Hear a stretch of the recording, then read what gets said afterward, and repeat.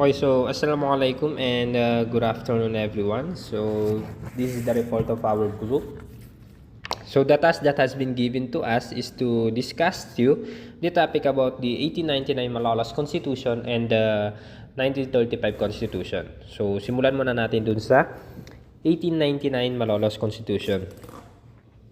Okay, so the political constitution of 1899 is informally known as the Malolos Constitution, was the constitution of the First Philippine Republic. So ito ay sinulat nila Felipe Calderon y Roca and Felipe Buencamino as an alternative to a pair of proposals to the Malolos Congress by Apolinario Mabini and Pedro Paterno. So after the signing of a truce, the Filipino revolutionary leaders accepted a payment from Spanish and went to exile in Hong Kong. So bago nga maitatag yung 1899 Malolos Constitution, ay nagkaroon ng digmaan sa pagitan ng mga Spanish at Amerikano. Yun yung tinatawag natin na Battle of Manila Bay, or also known as Battle of Cavite, wherein it took place on May 1, 1898. Kung saan nang nanalo nga sa digmaan na yan ay yung mga Amerikano. So, after nga manalo ng mga Amerikano against dun sa mga Spanish, ang United States Navy ay pumunta sa Hong Kong upang ibalik si Aguinaldo sa Pilipinas. He returned to Manila on May 19, 1898. So, the newly reformed Philippines Revolutionary Forces reverted to the control of Aguinaldo, and the Philippines Declaration of Independence was issued on June 12, 1898. So, pagkabalik nga ni Aguinaldo dito sa Pilipinas, ay binalik sa kanya yung control doon sa Philippines Revolutionary Forces. Kasabay na nga doon yung Philippines Declaration of Independence that was issued on June 12, 1898. Okay, so the Malolos Congress was elected, which selected a commission to draw up a draft constitution on September 17, 1898. Kung saan kinabibilangan lamang ito ng mga mayayaman at mga edukadong tao. So the document they came up with, approved by the Congress on November 29, 1898, and promulgated by Aguinaldo on January 21, 1899, was titled the Political Constitution of 1899 and written in Spanish. So, isinulat ito sa Spanish kasi nga ang Spanish ang first official language na ginamit ng mga Pilipino noon. Okay, so the Constitution has 39 articles divided into 14 titles with 8 articles of transitory provision and final additional article. So yung 1899 Malolos Constitution ay ibinase siya doon sa Spanish Constitution of 1812 na merong influensya ng Belgium, Mexico, Brazil, Nicaragua, Costa Rica, and Guatemala, and the French Constitution of 1793. Okay. So the 27 articles of Title 4 detail the natural rights and popular sovereignty of Filipinos. Sa Title 3, Article 5, nakasaad doon ng separasyon ng mga simbahan at estado. Kasi before, iisa lang sila. Before kasi ang namumuno sa atin is yung mga kinikilala leader natin is yung mga pare. Okay? Not until the 1899 Malolos Constitution declared. So, simula nung na-declara yung 1899 Malolos Constitution ay doon na nga din nagsimula yung paghihiwalay ng mga simbahan tsaka estado. Okay? So, the Republic had 3 branches of government. So, the legislative, executive, judicial. So, yung legislative, it has the power to elect the president and the chief justice of the Supreme Court. And yung executive naman was the head of the state and was duly elected by the legislative body.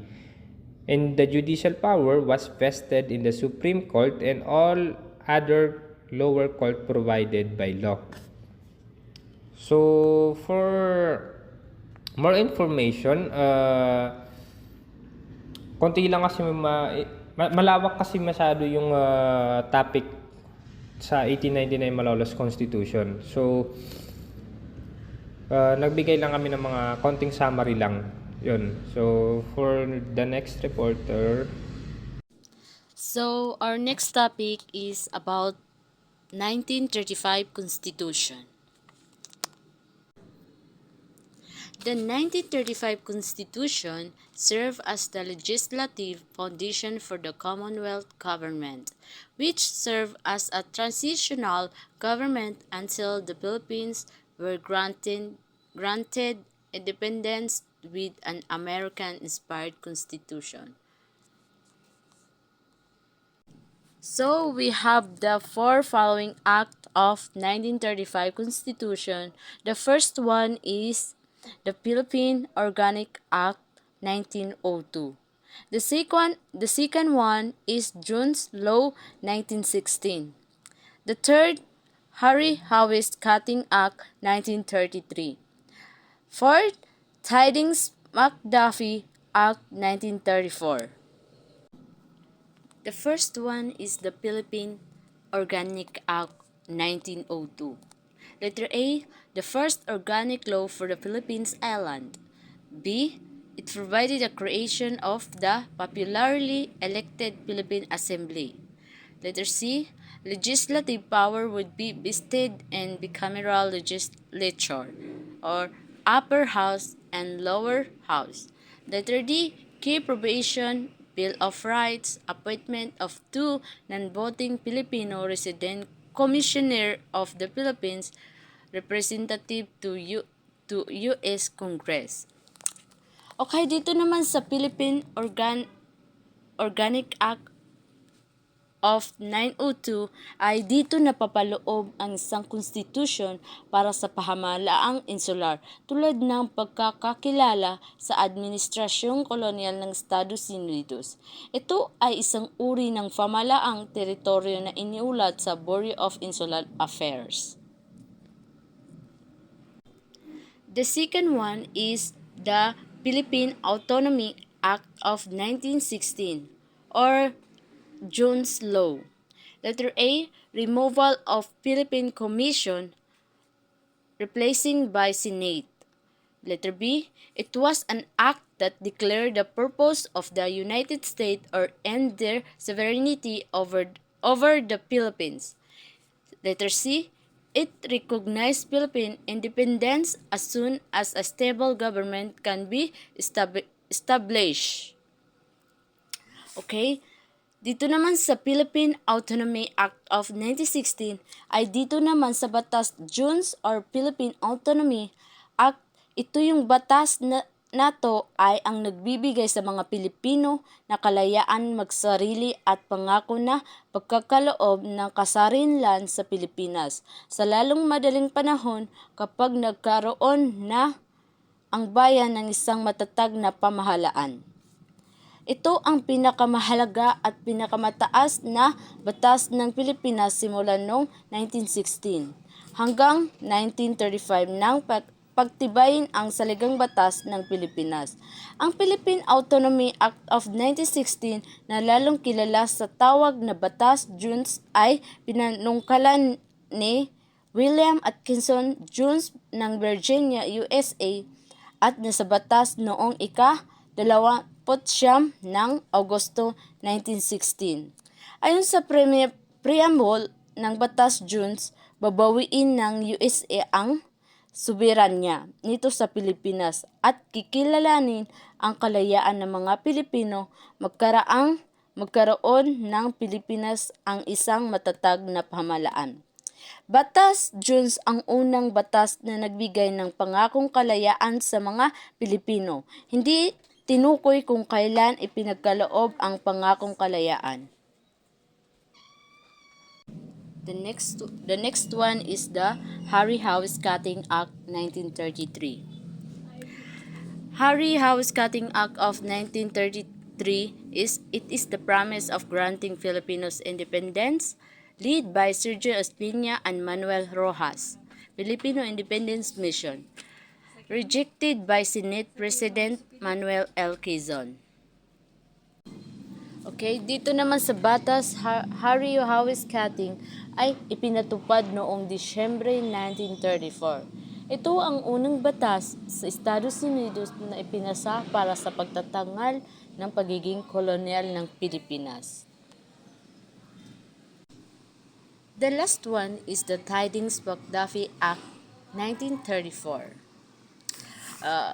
Letter A, also known as the Philippine Independence Act.